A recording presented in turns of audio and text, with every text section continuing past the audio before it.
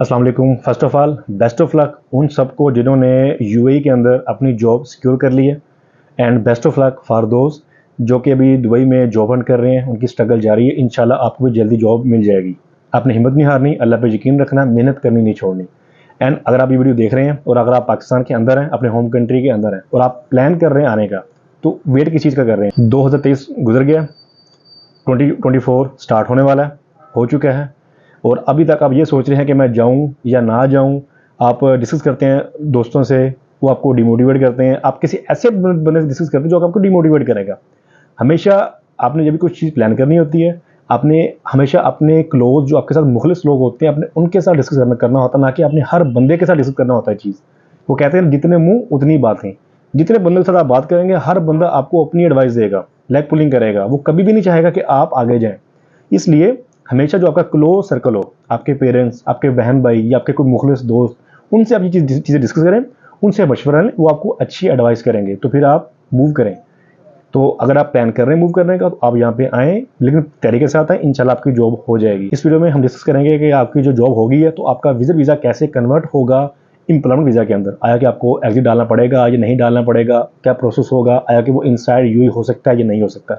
देखें, जब आपकी जॉब होती है, कंपनी आपको ऑफर लेटर देती है। ऑफर लेटर एक्सेप्ट करने के बाद फिर होता है यूएई लेबर लॉ का कॉन्ट्रैक्ट। अब यूएई लेबर लॉ का जो कॉन्ट्रैक्ट होता है, वो आप भी साइन करते हैं, वो जो आपका एम्प्लॉयर होता है वो भी साइन करता है। दोनों के साइन के बाद वो सबमिट होता है। फिर अप्रूवल आती होती है लेबर डिपार्टमेंट से और इमिग्रेशन डिपार्टमेंट से। उन दोनों की अप्रूवल के बाद आपको एक लेबर कार्ड इशू कर दिया जाता है। आपको एक एंट्री परमिट भी इशू हो जाता है, जिसको हम ई वीज़ा भी बोलते हैं, जो कि 2 मंथ्स का होता है। अब होता क्या है कि उसके अंदर या तो इसमें होता है कि आपने एग्जिट डालना होता है, या ये इनसाइड यूएई भी हो सकता है। कुछ एम्प्लॉयर्स क्या करते हैं कि आपको वो एग्जिट डालने के बोलते हैं, जो आप ओमान में एग्जिट डाल लें, या कुछ कंपनीज आपको आपके होम कंट्री वापस भेज देते हैं ताकि आप घर का चक्कर लगा के आ जाओ, क्योंकि टाइम होता है 2 मंथ्स का। और कुछ कंपनीज आपको नहीं भेजते, वो इनसाइड यूएई आपके कुछ उसके फीस ज़्यादा होती है, आई थिंक 700 या 750 100 दरम होती है, फीस होती है उसकी। वो दे के तो आपका जो स्टेटस होता है वो इनसाइड यूएई ही चेंज हो जाता होता है, 700 या 750 दरम्स। तो ये होता है प्रोसेस कि आपका स्टेटस चेंज होने का। आपको ई वीज़ा इशू हो जाता है। ई वीज़ा इशू होने के बाद आपको 2 मंथ्स होते हैं। अब इन 2 मंथ्स के अंदर आपने अपने सारे काम करवाने होते हैं।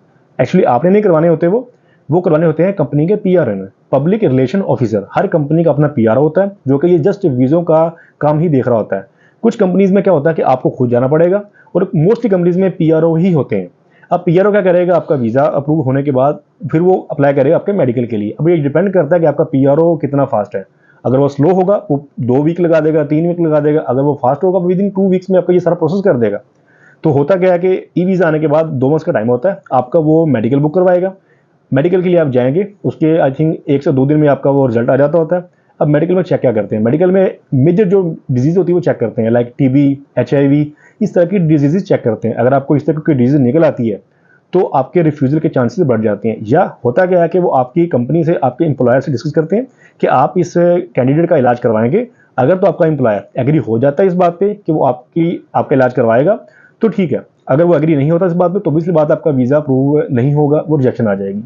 तो ये था मेडिकल का रिजल्ट आ जाता होता है 24 आवर में, 2 दिन में उसका रिजल्ट आ जाता होता है। उसके बाद नेक्स्ट स्टेप होता है बायोमेट्रिक्स। अब ये अगेन डिपेंड करता है पीआरओ के ऊपर कि वो कब आपकी जो बुकिंग है वो करता है बायोमेट्रिक की।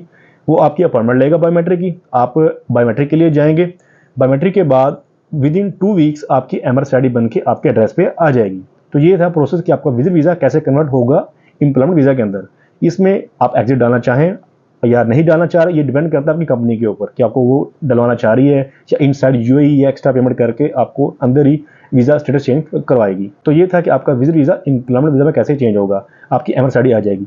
अब होता क्या है कि कई बार आपकी एमआरसी आईडी लेट हो रही होती है, काफ़ी ज़्यादा डिले हो जाती है, 1 मंथ तक चली जाती है, 1 मंथ से ऊपर भी टाइम हो जाता है, आपकी एमआरसी आईडी नहीं आ रही होती, उसके इश्यूज़ होते हैं।